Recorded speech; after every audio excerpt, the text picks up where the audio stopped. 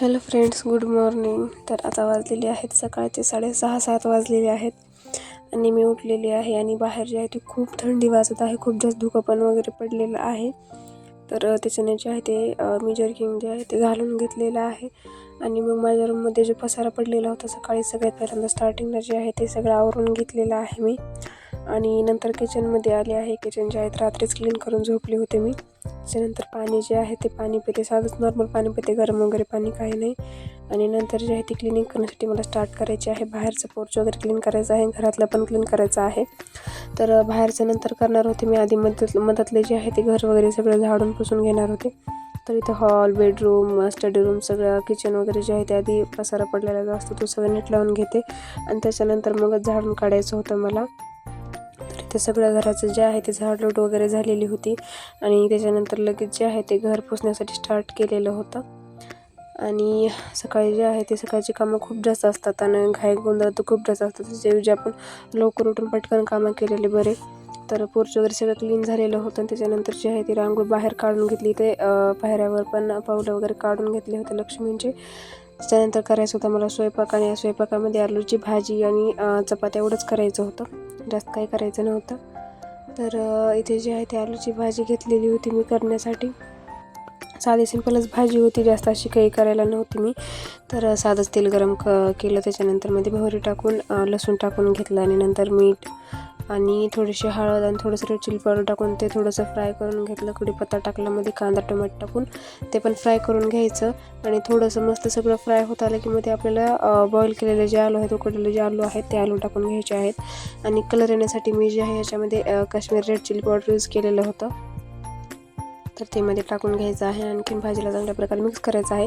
2 ते 3 मिनिट तशीच भाजी झाकून ठेवायची आणि नंतर मध्ये पाणी ॲड करायचं आणि मग वरतून कोथिंबीर गार्निश करायची आणि वरतून मग शेंगदाण्याचं कूट टाकायचं. मग भाजी जी आहे ती एकदम रेडी होते. आणि नंतर जे आहे तिथं मम्मीसाठी केलेला होता मी डाळिंबाचा ज्यूस. तर ते ज्यूस जे आहे ते चाळून घेत होते. ते ज्यूस जे आहे ते रेडी झालेला होता. थोडंसं मध्ये वरतून मीठ टाकून थोडंसं मिक्स केलं म्हणजे एक फ्लेवर येतो छानसा. त्याच्यानंतर किचन वगैरे सगळं क्लीन करून घेतलेलं होतं. मग भांडे राहिले होते, ते भांडे पण जे आहे ते फटाफट सगळे घासून घेतले आणि लगेच जे आहे ते रॅकला लावून घेतले. आणि हे जे काम आहे सकाळीच लवकर जर झाले तर खूप बरं पडतं. दिवस असं म्हणजे आरामात जातो. नाही तर तेच आपण उशिरा उठून उशिरा कामं स्टार्ट केले तर त्या कामाला खूप वेळ लागतो असं करण्यासाठी आणि मग टाईमपास होतो. किंवा असं नाही करायचं की काम थोडं करायचं, थोडं बसायचं, थोडं करायचं, थोडं करत बसायचं. मग ते काम वगैरे काय होत नाही, कंटाळा पण खूप येतो. आणि हे भांडे पण लगेच याच्यामुळे घासून घेतली मी, कारण स्वयंपाक करून बसल्यानंतर मग भांडे घासण्याकडे असं मनच जात नाही, उठूच वाटत नाही की भांडे उठून जे आहे ते आपण घासावं. त्याच्यामुळे घासून लगेच जे आहे ते 1-2 ते 3 मिनिट थांबले मी आणि लगेच पुसून वगैरे जे आहे ते रॅकला भांडे लावून घेतले मी.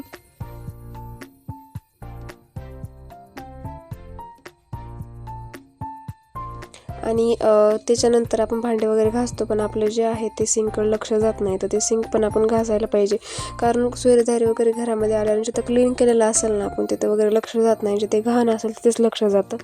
तर ते सिंक पण महत्त्वाचं आहे घासण्याचं, कारण मग तिथंच आपण स्वयंपाक वगैरे करणं असतं किंवा झुरळं वगैरे येतात त्याच्यावर. त्याच्याने चांगल्या प्रकारे क्लीन करून घ्यायचं म्हणजे बरं पडतं आपल्याला डेली वाईज पण. आणि स्मेल वगैरे पण काही येत नाही त्या सिंकमधून. तर ते सिंक जे आहे क्लीन करून झालेलं आहे. माझी आंघोळ वगैरे झाली तर लगेच जे आहे ते वॉशिंग मशीनला कपडे लावून घेतले मी.